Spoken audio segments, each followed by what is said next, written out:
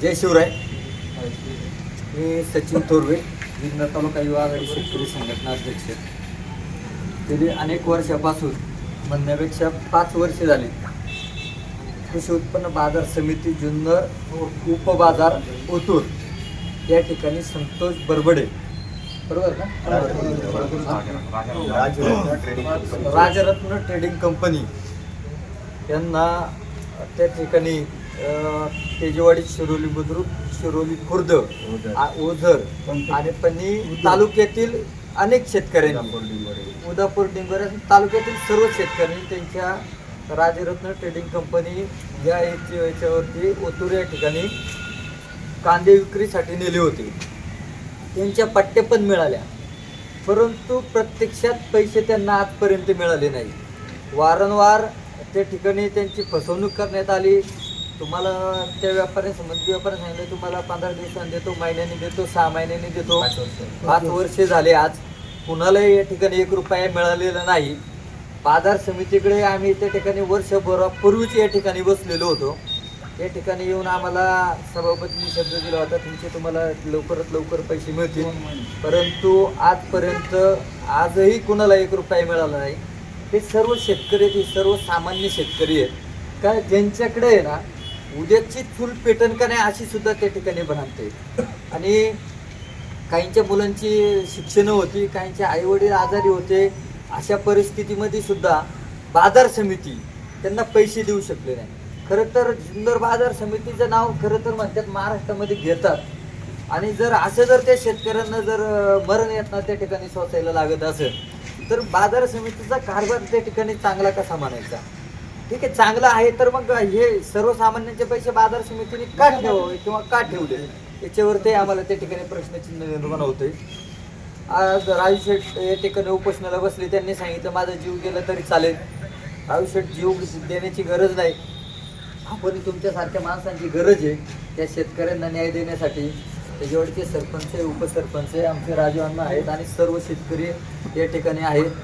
आणि सर्व या ठिकाणी असताना राजू शेठ तुम्ही घाबरायचं कारण नाही की सर्व शेतकरी तुमच्या बरोबर आहेत. कारण या सर्व शेतकऱ्यांनी ना रात्रंदिवस घाम गाळला आहे, पण त्यांना कष्टाचा मोबदला त्या ठिकाणी मिळत नाही. छत्रपतींनी आदर्श राज्य कारभार करत असताना शेतकऱ्याच्या भालीचे देठारे त्या ठिकाणी धक्का लावून दिला नाही आणि आदर्श राज्य कारभार केला. पण आत्ताचे राजकारणी काय झाले, छत्रपतींच्या नावाचा त्या ठिकाणी वापर करतात. कशासाठी करतात? राजकारणासाठी करतात, परंतु त्यांचा आदर्श राजकारणामध्ये घेत नाही. तर माझी त्यांना विनंती आहे, छत्रपतींनीचा आदर्श एकच तुम्ही डोळ्यासमोर ठेवा. त्यांच्या याच्याप्रमाणे तुम्ही आदर्श राज्य कारभार जर केला, शेतकऱ्यांना न्याय दिला तर खरोखर हे शिवजन्मभूमीचं नाव नक्कीच महाराष्ट्रामध्ये किंवा देशामध्ये देशाबाहेर त्या ठिकाणी परत घेतलं जाईल. परंतु आपली कुठली शेतकऱ्यांनी काय तुमचं घोडं मारलं हेही कळत नाही. इथे दाल में कुछ काला आहे असं आता वाटायला लागलंय. कारण शेतकऱ्याला न्याय का भेटत नाही? अहो, शेतकऱ्यावरती ही वेळ का आली? ही वेळ येऊनच दिली नाही पाहिजे खरं तर त्या राज्यकर्त्यांनी, बाजार समितीने. तुम्ही त्या याची व्यापाऱ्यावरती का ठोस कारवाई करत नाही आमचा तुम्हाला प्रश्न आहे. तुम्ही आम्हाला त्या ठिकाणी कळवलं पाहिजे. तुम्ही सांगशाल त्या वेळेस हे शेतकऱ्यांनी किती हेलपाटे मारायचे, त्यांचे ना पायताना झिजली इथं खेटा मारून. हा, देवाच्या देवळात जात नाही एवढ्या वेळा ते या ठिकाणी आले, परंतु प्रशासन कुठलं या ठिकाणी गांभीर्याने घेतलं जात नाही. काही बाजार समिती त्या ठिकाणी ज्या सोयी सुविधा पाहिजे ते सुद्धा काही ठिकाणी नाही आहेत. त्याच्यावरती बोलायला गेलं तर ते जे काय आहेत ना सचिव, हे उमरटपणे त्या शेतकऱ्यांवरती त्या ठिकाणी आरेरेवाची भाषा करतात. असंही बऱ्याच वेळा ठिकाणी झालेले. त्यांच्यावरती कुठल्याही प्रकारची त्या ठिकाणी कारवाई होत नाही. हे काय नेमकी ही बाजार समिती शेतकऱ्यांसाठी आहे का अन्य कुणासाठी आहे? शेतकऱ्यांसाठी आहे तर त्यांना त्या ठिकाणी न्याय का मिळत नाही? तुम्ही न्याय देण्यामध्ये या ठिकाणी कुठंतरी आपण कमी पडतोय का? अहो, रात्रंदिवस काम करून याने घाम गाळलाय आणि 5-5 वर्ष त्यांना पैसे भेटत नाही. का भेटत नाही? शेतकरी कुठं कमी पडलाय? तुम्हाला त्यांच्या का बाजार तुमच्या नियमानुसार त्यांच्या का पट्टे आहेत बाजार समितीच्या, बरोबर ना? सर्वांक पट्टे आहेत.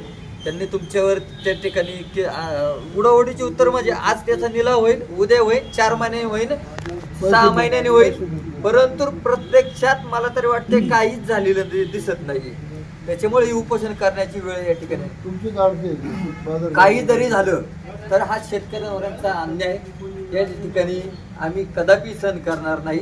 जोपर्यंत या शेतकऱ्यांना अन्याय मिळत नाही, जोपर्यंत आता त्यांचे पैसे त्यांना भेटत नाही, तोपर्यंत आम्ही या ठिकाणावरून उठणार नाही. काही जरी झालं तरी चालेल, तुम्हाला जे काही करायचे ते करा.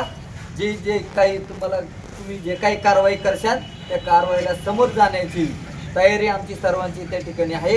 आमची मानसिकता त्या ठिकाणी झालेली आहे. तुम्ही काय काय करू शकता हेही शेतकऱ्यांना माहिती आहे.